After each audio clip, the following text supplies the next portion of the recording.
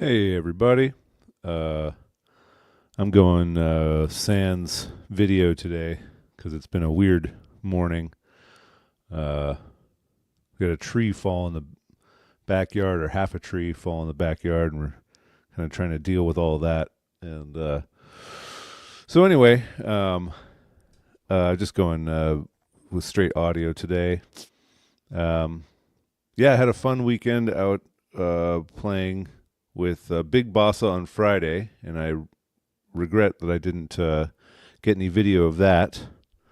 It was kind of a weird weekend where I kept getting separated from my video camera, and I always regret that because it's good to. I always am nervous about getting footage. You know, it's not something that really comes naturally to me. I'm not really a picture taker or like a big social media person, but it's always satisfying when you have when you kind of make something, right? We always play music and it's ephemeral and it goes away, and you're like, did that really just happen? It's like a dream almost. And so when you make a video, you kind of like, you made a thing, something happened, you have proof. uh but anyway, yeah, you get caught up in the moment of just trying to get there, trying to uh get your equipment together, and the last thing that I think about is the camera.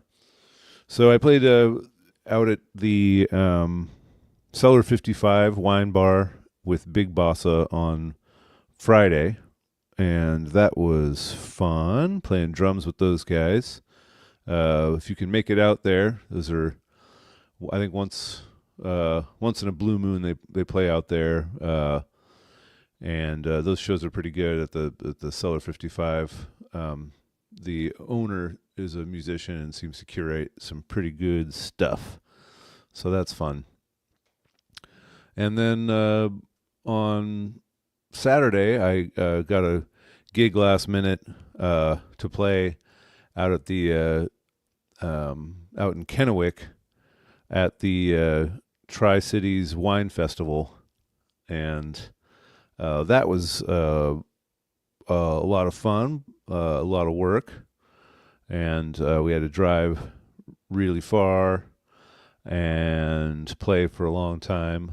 But they were sweet people, and the event was actually really fun. It's just people getting little splashes of wine from all these different great local wineries and vineyards. So they would kind of take you through what you were drinking, and it was a lot of fun. It was like they just give you a splash though, and so I could just get a little bit to get up on stage. So they can be kind of be giving me the spiel, and I was like, Have any more wine? but uh, but yeah, so the whole thing was a good time, but it kind of reminded me that about the difference between doing a show for people that want to come see you, and doing a show for random strangers. Turned out the random drunken strangers were actually having a good time, and totally enjoyed our what we were doing. It was a good band, but then I started just thinking about, like, and I got to the hotel room, and I thought, like, wow, it's been a minute since I stayed in a hotel, from a gig. This is kind of cool. Um, and kind of setting down my stuff, and it was just like a simple hotel, but I liked it. Had my own space, and you can spread out and just just go full donkey in there. uh and but later on that night after the gig, uh I woke up at about like 3:30 in the morning, and did not was totally disoriented. I was just thinking, like, where am I? What is going on right now?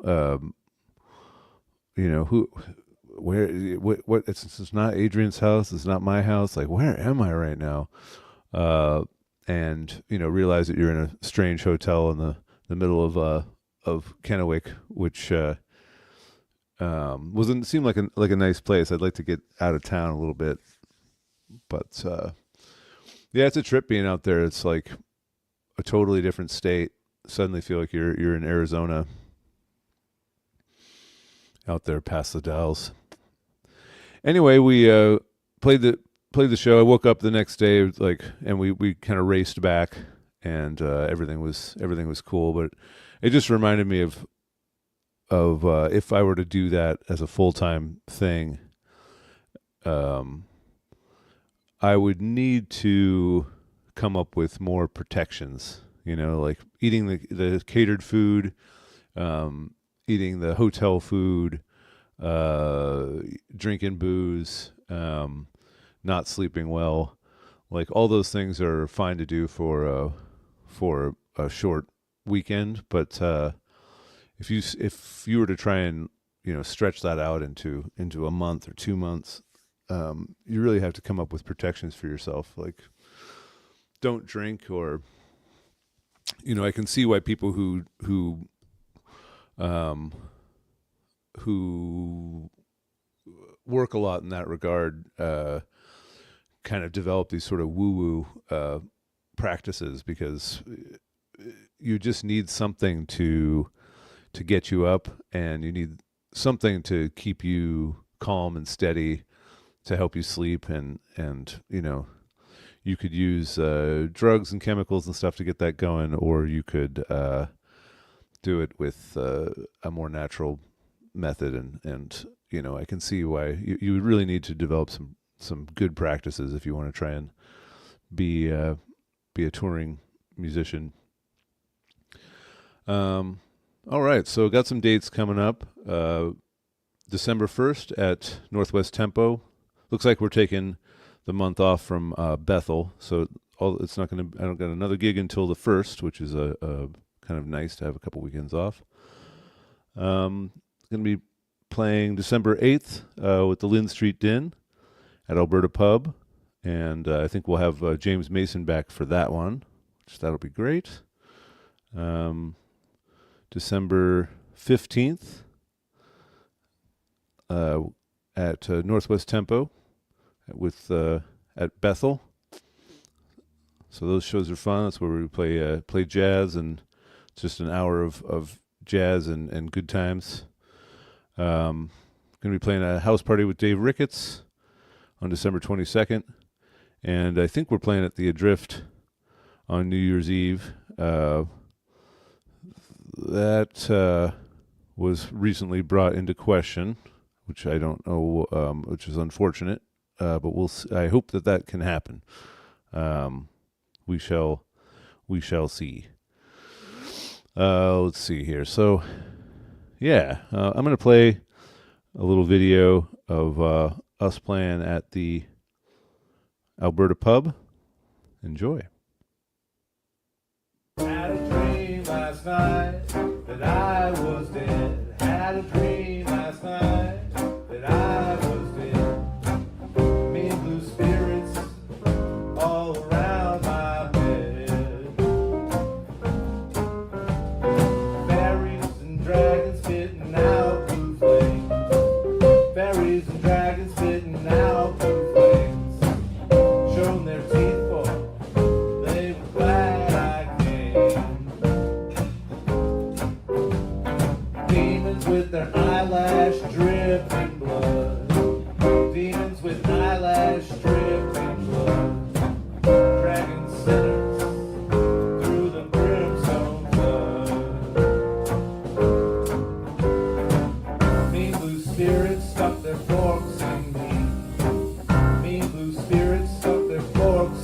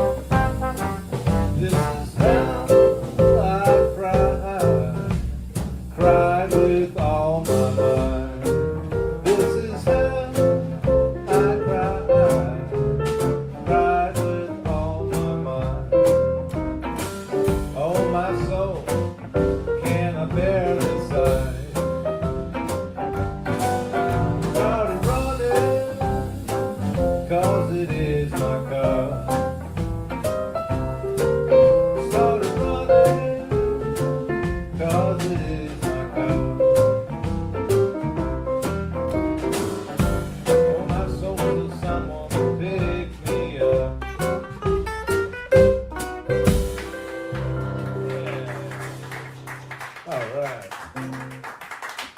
Yeah, Bessie Smith. Such a